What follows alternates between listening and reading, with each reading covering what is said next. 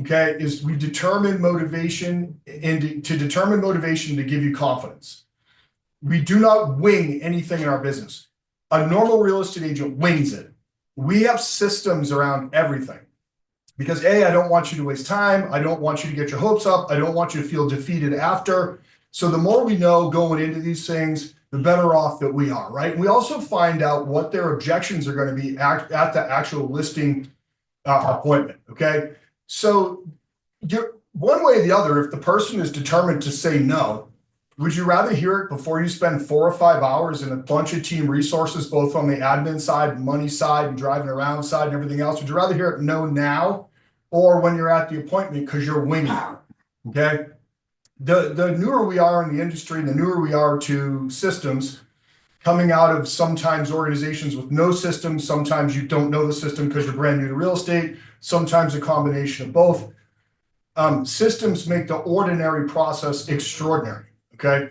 So we have to ask ourselves, do I want a listing for my ego or a saleable listing for my team and my family?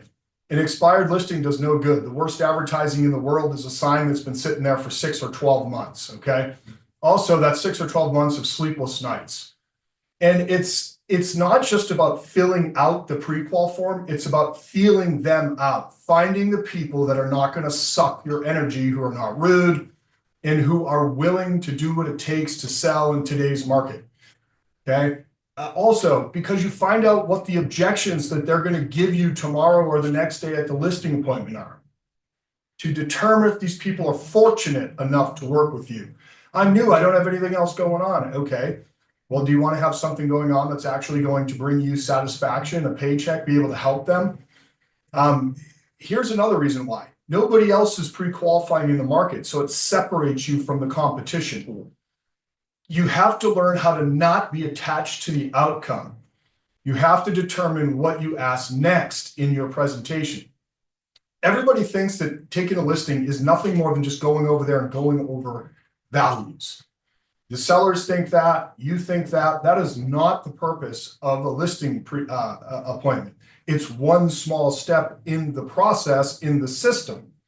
But the purpose of it is to take a listing that'll actually sell and be overly truthful with the seller at that appointment. How we can do that is to figure out what's important for them and also figuring out where they're at price-wise. The number one thing on the pre-qual that we have to figure out is, are they willing to sign when we come over if they like what we have to say? That's going to be our marketing plan. That's going to be, which we drop off. That's going to be the price. That's going to be you. That's going to be any number of variables, commission, length of term, length of listing contract. All those things are going to play into it, but we have to know where they're at before we go there because we have to practice those objection handlers before we arrive.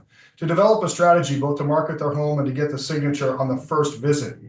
Scripts provide predictable objections, and you can confidently provide predictable answers. The purpose for a script is to bring out their objections or why they wouldn't want to transact ahead of time. A, to figure out if you want to work with them. B, to figure out how to handle them. And then really to determine their motivation, how we can best help them, because it's always about the client. It is not about us. Questions give you control.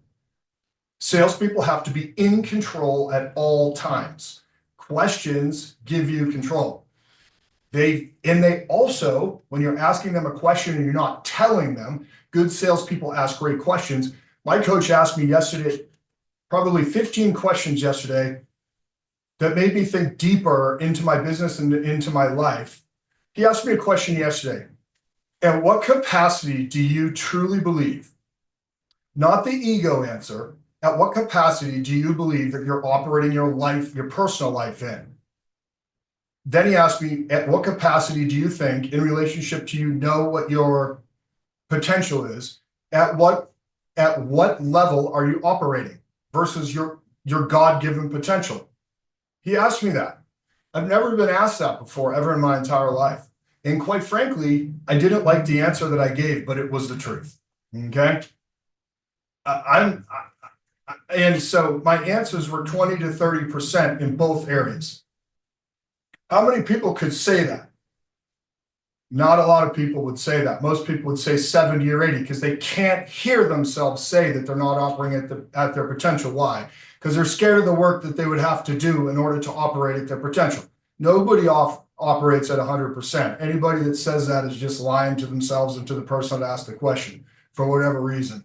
Probably because of some ideal that was set or some lie you told yourself in the past, or you have daddy issues like I do, for some reason, right? So whoever asks the most questions gets the most knowledge. We don't want to waste your time or the seller's time.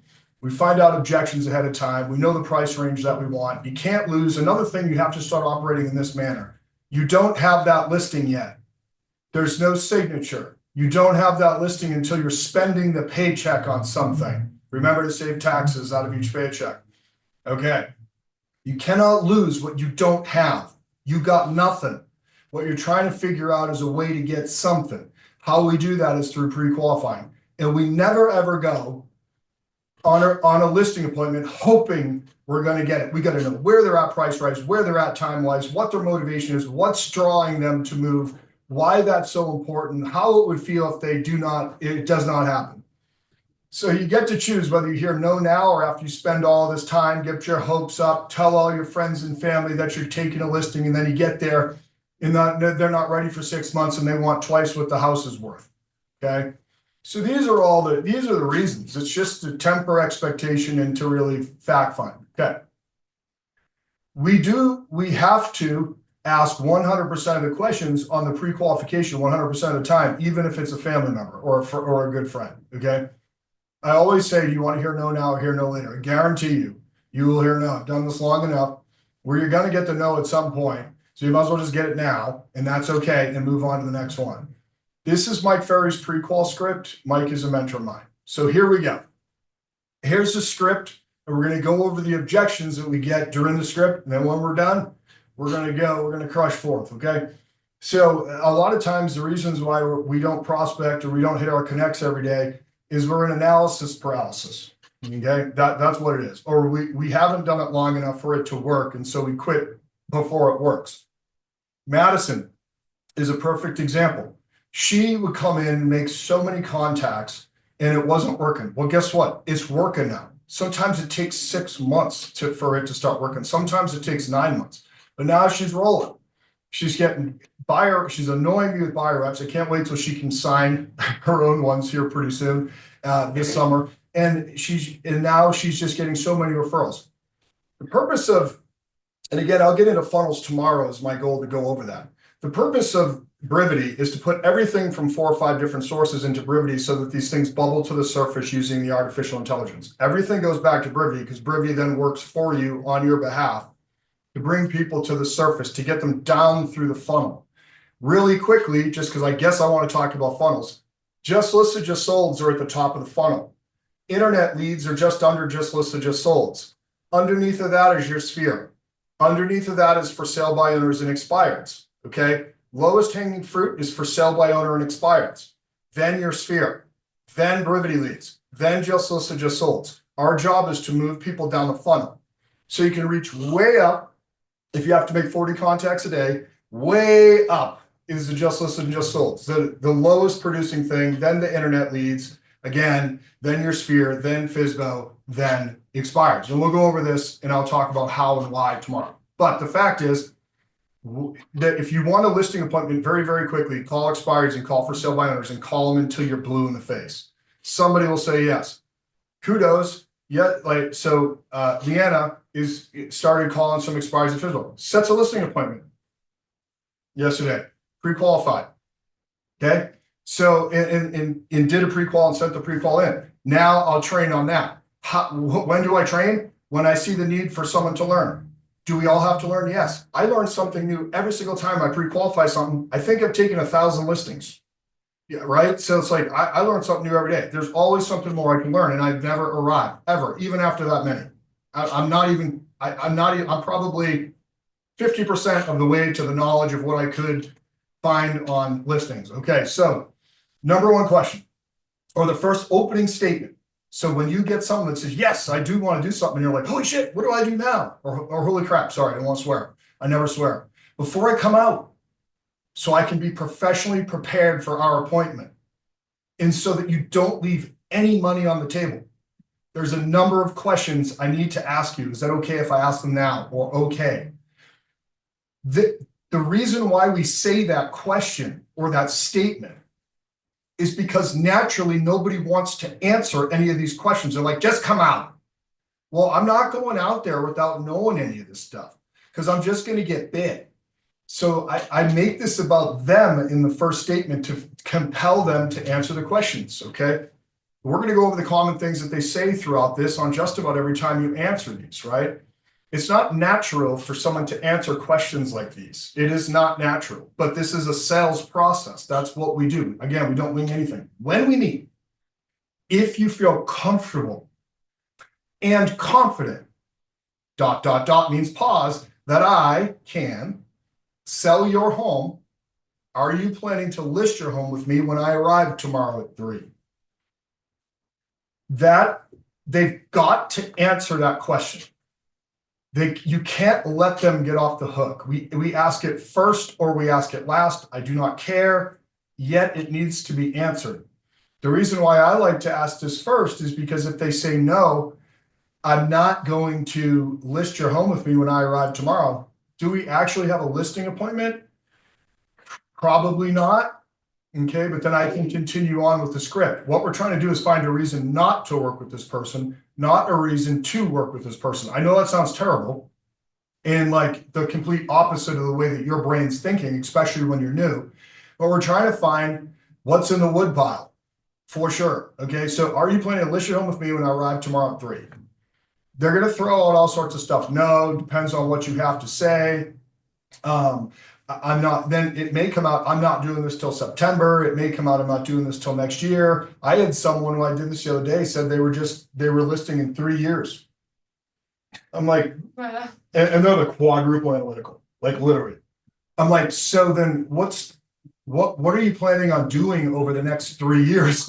I'm like, whoa, that's the longest one I've ever heard. Like, why would you reach out to a realtor 3 years before?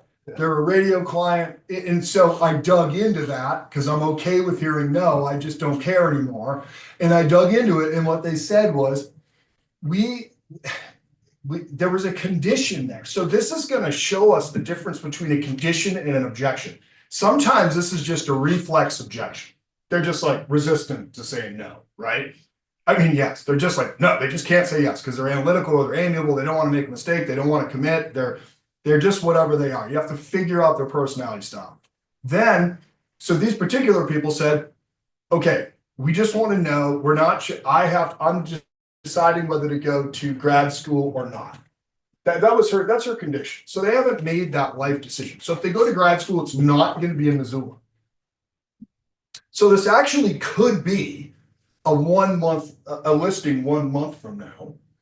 Once she finds out. So that's a condition. They're not going to put and then they wanted to know what things could I do to my home in order to net more. They were thinking about remodeling this whole thing. No, you're not going to make more money if you remodel the whole entire house most times because the remodel costs right now are completely ridiculous. Best thing to do is just price it aggressively now, save yourself all that time and interruption of schedule. And they've got 12 dogs and 14 cats inside that house. Best smelling house with that many animals running around. I don't know. They must walk around. They must have a Roomba going in every room 24/7 because I didn't smell the cats and I can't stand cats. So, but anyways, but they had a condition, which was the school. Okay. So I just went over there. I went over there, a radio client, and practicing what I preach, just going over there and letting them know a range. I'm okay with that. I didn't tell them a price. I gave them, here's what I would do, here's what I wouldn't. And I walked out of there saying, fix your curb, because that's curb appeal. They had dug up something to put a retaining wall in. And then I was like, all right, I never went over price with them. I still haven't given them a price, but I did pull everything in South Hills for them and just drop it off and said, I don't know where the market's going to be in 3 years. I'm not going to give you a quote on value right now. You need to have me back over when you're 30 days. Once you find out about school, when you're 30 days from wanting to sign, that's the earliest I can give you a value because it just changes. It goes up and down. But here's some stuff. It's the same thing as if I sent them a market report. I basically just printed out my market report and just hand it to them. They have the market stat, days on market, all this stuff. And I said, I just can't, I don't feel comfortable giving you a value right now because it's going to change. And I don't know how much of this stuff you're going to do. No value given. but I still served them by going over there, and they said, for sure, because you took the time out on a Sunday to come over and meet with us, we'll list with you down the road. I really don't care if they do or not. Of course, I'll take the listing, but I couldn't care less. I wasn't trying to force something. It wasn't time. I'm trying to figure out if this is just a preview appointment, going over a marketing plan, a meet and greet, or a bona fide listing appointment. That one wasn't. Number two, tell me again, because usually in the original conversation on the phone, and this should be done in the same phone conversation as the appointment that's set 9 times out of 10. Sometimes it's not possible. Tell me again, where are you moving to? Is this a business move or a personal move? For them, it was a kind of a business move or school move, okay? They weren't moving because they had 20 kids and, needed more room, or their kids went off to school and they need less room, okay? There was nothing really compelling them to move at this time. Ideally, when would you like to be moving? We're trying to figure out what is motivating them to sell. On a scale of 1 to 10, what is your motivation to sell the home? Why are you asking me all these questions? Because I'm not a typical real estate agent. I want to find out when you want to sell and how you want to market your home. Do you want to take the long way or the short way? We're just trying to tell them. We're just trying to figure out where you're at, because it's important. We don't want to come over prematurely. We want to be there when you're ready. Then I ask the following question, because this is where the rubber hits the road. If I sell your home in the next 30 days, would that pose a problem for you? Okay, we need to know. This is where you find out whether they're motivated or not. This is a very important question, because now they start thinking about moving, this, that. You find out the real reason why they're actually selling. Well, I just like this other place better, or is that a real motivator? No. Sometimes what they're saying is, if I can get this insane price for my house, insane, I would then move. If the price is the motivator to sell, if that's the only motivator, this is probably not a good market for that person to sell. They need to wait 5 or 6 years until the prices start going up, or 3 years until the prices start going up. We should expect a pretty flat market for the next 2 or 3 years. Flat markets are where heroes are made. Flat market is where guides are made. Guides, they need to be the hero in their situation, not you. You need to be the guide. Okay, so you're guiding them to a proper financial decision. Sometimes it's not now. Do not let your desire to take a listing, especially an overpriced listing, outweigh their motivation to sell. You can't be more motivated than them. That does not mean be complacent. Those things are not the same. Okay. But you're trying to figure out where they're at. First time you ask an unmotivated, only price-driven person for a price reduction, they're going to tell you to go jump in a lake. And now you just have an expired listing. Okay. You have to figure out what these people are. Sometimes I throw a questionnaire question, and I'll do that right down here. I'll show you. Do you plan to meet more than one agent for the job of selling your home? I'm not telling you that.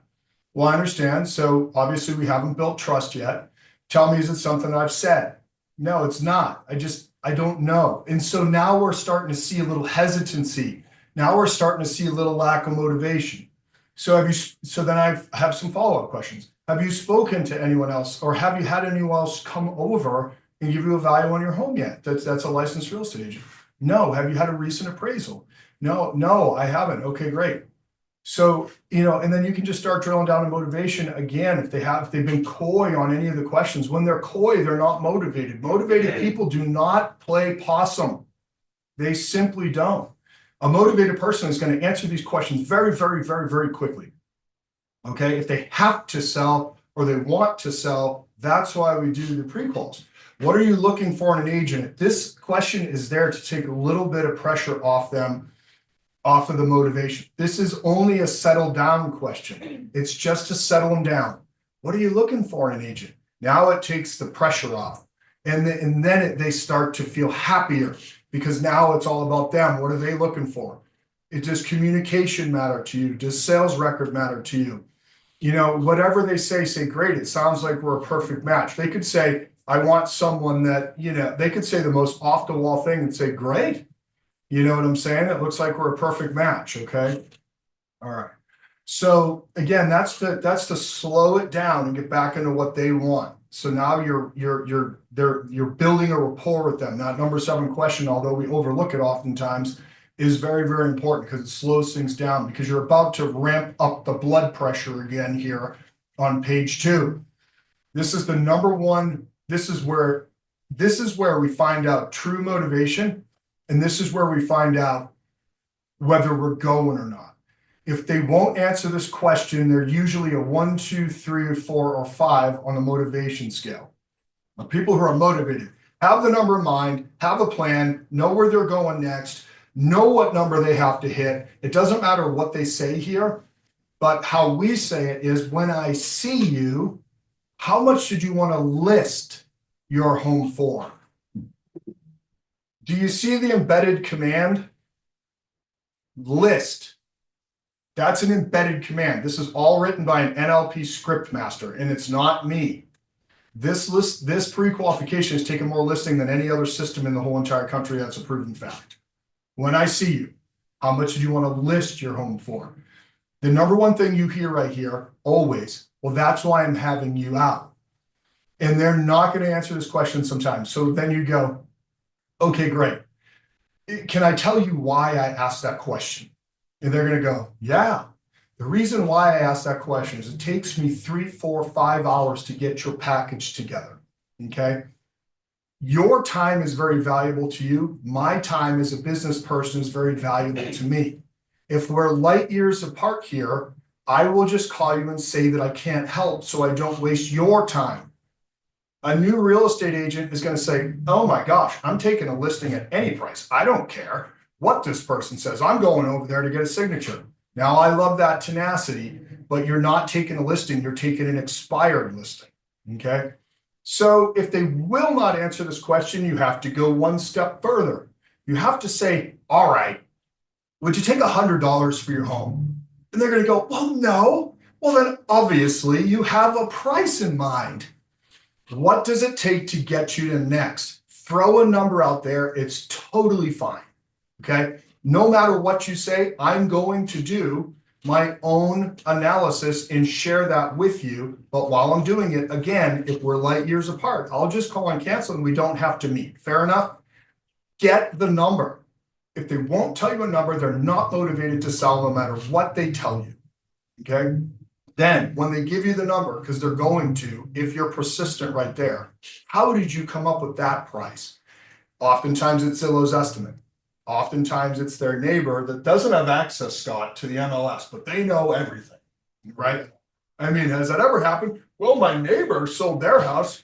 This is a 1,000 square foot house. Their neighbor's a 4,000 square foot house on 2 more acres. Is it really the same price, right? And so you want to know where they came up with that price. If they say Zillow's estimate, just jot that down, because you know you're going to need to go look at the Zillow's estimate, which you should, because they all do. And you're going to start to see where they're getting their knowledge. It's funny because people put so much stock in Zillow because it's the only outward facing data they can see, because our MLS does not give outsold data, price per square foot or thing like that of sold comps. We're not allowed to share sold comps, public facing. An agent can give those out all day long, one at a time to people, but we can't send out postcards that say this house sold for $425. We can't do that. We can call them, we can email them, we can give them that data, but it's one at a time. We can't do anything blanket canvas out to people with sold prices. How did you come up with that price? You got to know that. And then we say, as a professional real estate agent, I study homes and prices every day. Therefore, now we're trying to get another commitment from them. I assume you'll want to, here's another embedded command, list with me at a price that would cause your home to sell, correct? I already told you I'm not telling you what, and you sound like a used car salesman. Okay, if they're just saying this, they know in their brain that they want too damn much for this house, and they're afraid to tell you. They don't want to look stupid because they know the price they want is stupid. That's the only reason why they don't tell you. Everybody gets their tax bill. Everybody looks online. Everybody has a computer. Everywhere you look, there's an AVM, whether it's through CoreLogic, 20 of our sites that give out these numbers that are not accurate. Those are just lead captures for us. They have a price in mind. All right, so if I come over there and tell you $100,000, would that work for you? No, it won't. Okay, can you just give me a ballpark so I don't waste your time? No, I'm not telling you. Great. So here's what we'll do. Just stop. Here's what I can do. I'll print you out every single thing that's sold in Kalispell. Okay. And I'll bring that over and drop over and I'll just see your house and we'll have a conversation there. It goes from a listing appointment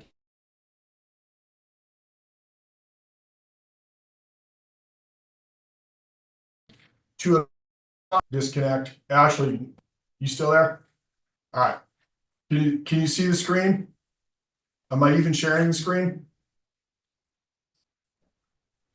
You are not sharing your screen. Okay, thank you. I go through this whole thing and I'm not even sharing my screen. So, okay, so here's the thing. How did you come up with that price? They're going to tell you. As a professional real estate agent, I study homes and prices. JD, you're supposed to tell me that I'm not sharing screen. That's Madison. Madison's job. Gosh darn it. See, I got to have my peanut gallery keeping me in line. But as a professional real estate agent, I study homes and prices every day in your area. For therefore, you want to list with me at a price that would cause your home to sell, correct? They're going to, again, if they still won't give you the price, it's not a client. Okay, it just really isn't. And then we ask them, obviously, if they haven't given us a price, we don't say number 11. So what price won't you go below?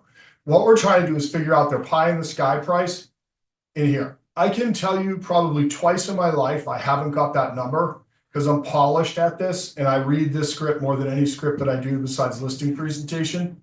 This is the go-to script for me because I'm totally against wasting time on anything in life. It's precious.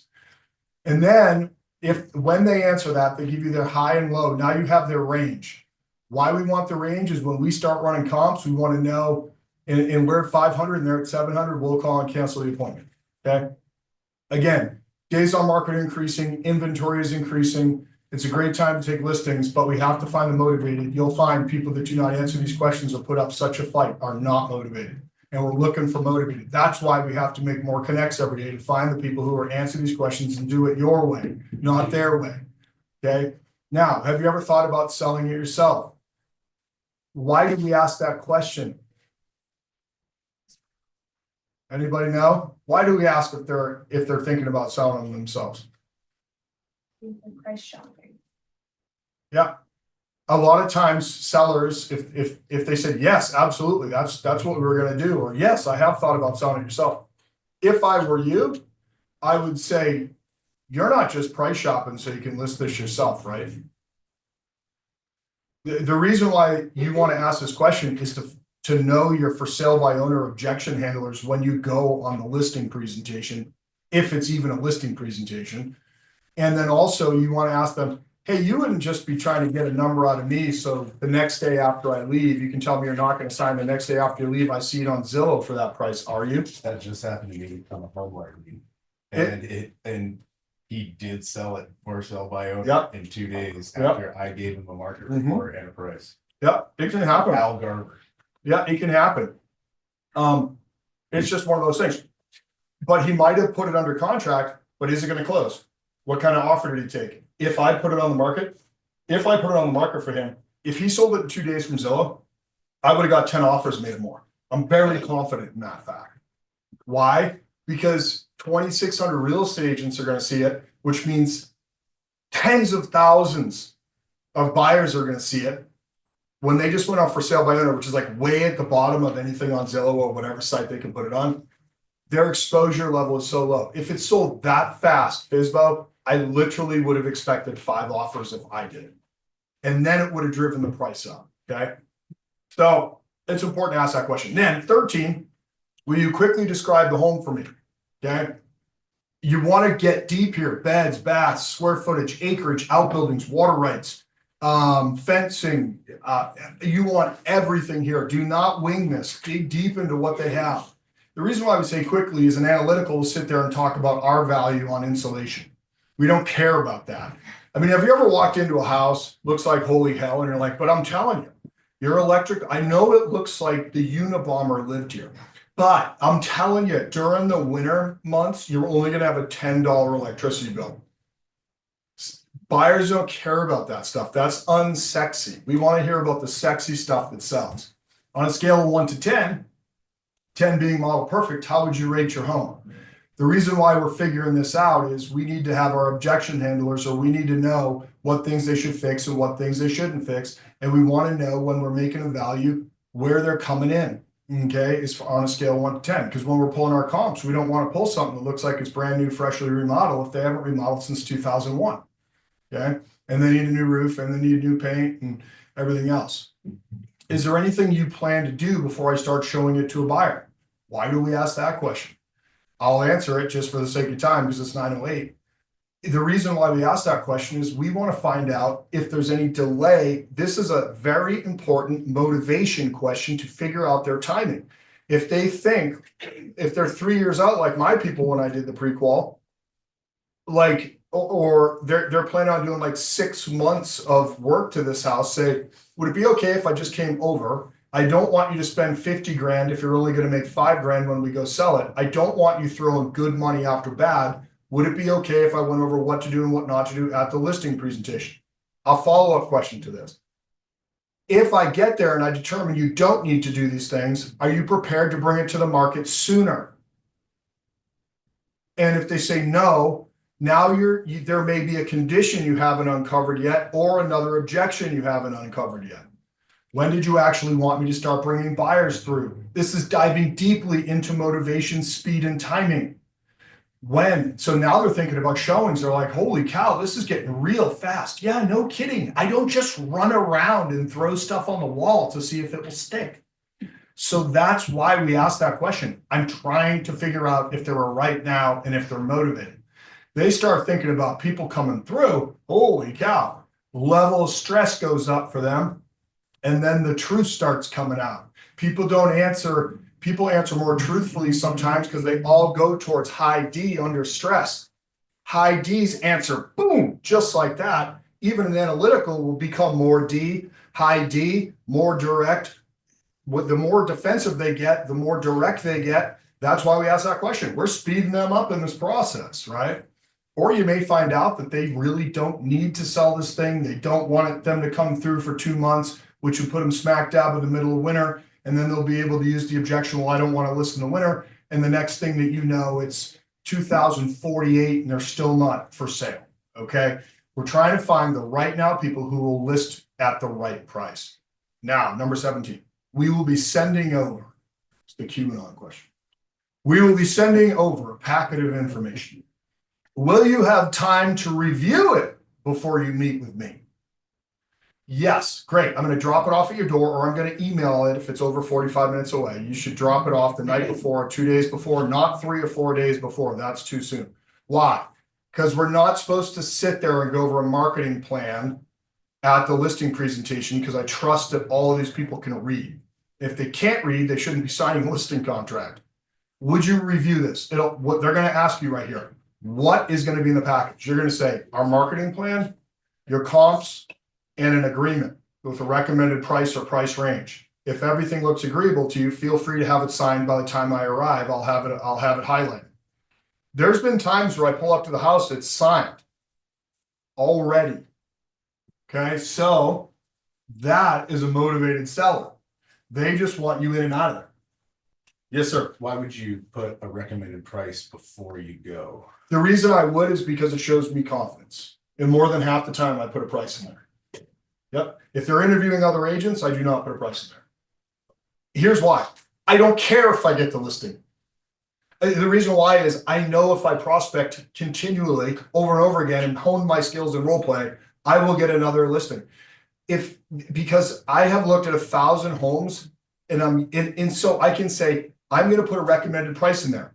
Obviously, we can't settle on a price until we get there, but if it's all agreeable, please sign it. And if there's any changes, your house is worth more or it's worth less, we'll discuss when I get there.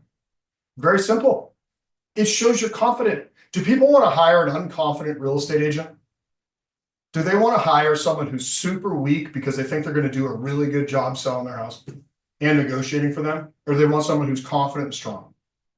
Right? Like if I'm going to hire, a farmhand, I'm going to make sure, okay, that they can drive a tractor. Like I don't need to spend 6 years with them, teaching them what to do. I want them to know what to do. I just want to hand them the keys, hand them a check and have them go. I might have to take a roll around the farm and show them what pipes not to run over, but I don't need to teach them how to move irrigation pipe or how to mow or how to plant or how to use a tiller or any of that stuff. They want you to be very confident, okay? This pre-qualification will add so much confidence to the presentation that'll happen in another day or two. And that's why we do that. You're confident enough to give them the thing. Will you lose some listings? Yes. Why? Because they want $200,000 more and it's not worth that much. So I'm not attached to the outcome because back to the point before, I can't lose what I don't have. I'm completely okay to lose it.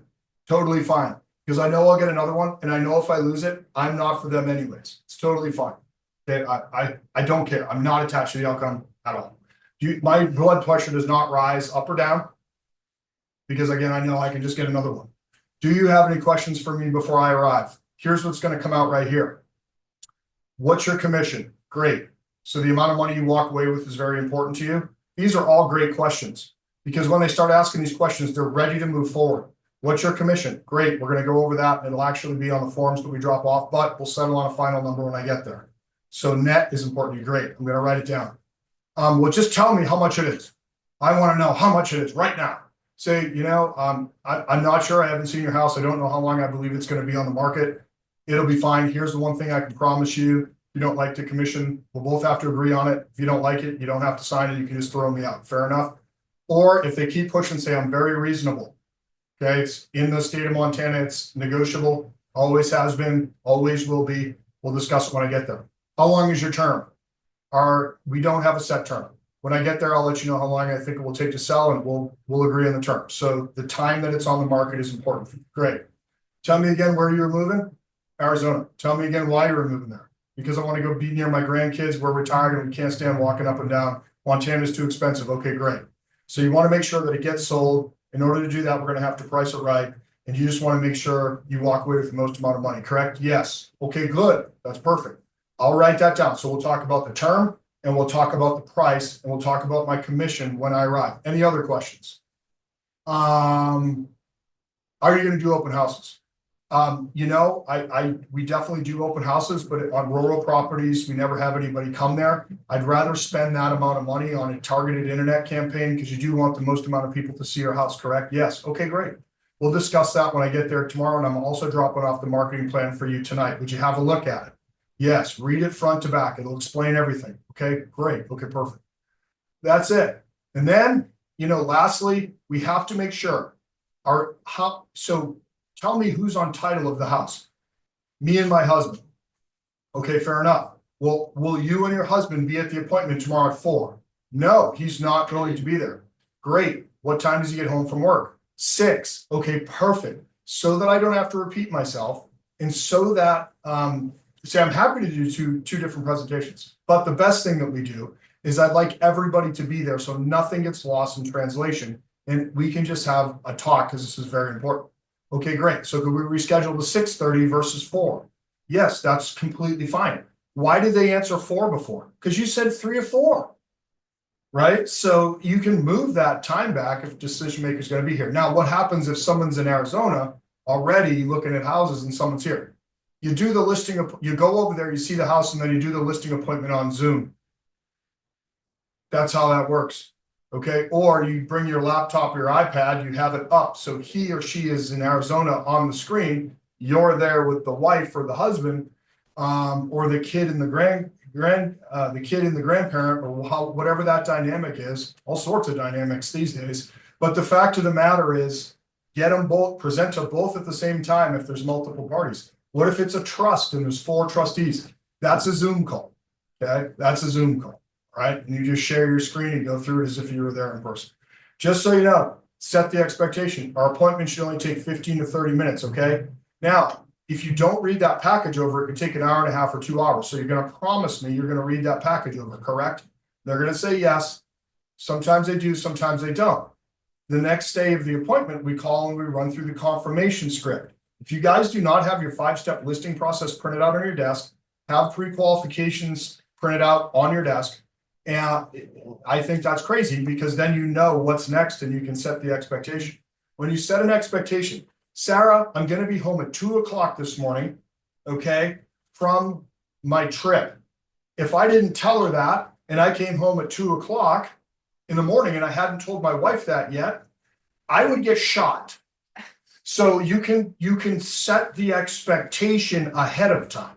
Okay, so the reason why we're doing this is to gain control, find out what our objections are going to be, find out what they want, find out where they're at a price, and just lock them up with buying. That is why we pre-qualify. We do not want to go around doing anything where we're hoping and we don't already know the answer ahead of time. So powerful salespeople use this script verbatim and they find out everything they're going to need to know. Then you take this in front of me or your mentor. So don't have 15 different mentors. Go to your mentor and ask them what this means and how they would decipher it. Okay. I can look at it if your mentor is not available. Whoever your mentor is should look over this if you're new and you have one. Okay. They should be doing the comps with you, not me. Now, if you're beyond your mentor, your first 5 transactions, then yes, I'm happy to look at it. Okay. And I can do that, but I can do that late at night. I cannot do that typically during the day. Okay. So just because my days are in 15-minute time blocks. Okay. It's not that I don't care. It's just that you have to get me when I can do that. All right. Afternoons are better and evenings are even better if I'm not doing something with the kids because now it's summer and they're out of school in 2 days or tomorrow. I don't know what that's going to look like. So, but anyways, but the fact of the matter is, I hope that's helpful. I'm going to stop recording. It's time to go. It's 9:19. We're 4 minutes past due. Grind, grind, grind. Only you can make the calls and set the listing appointments. So let's do it. All right, guys. Thank you for your time today. I'll get this recording sent out to everybody. Goodbye. Goodbye. Have a wonderful day, everybody. Let me know if you need something. Unless it's Ashley. Just kidding. Hey. Hey, I'm kidding. Bye, Sam.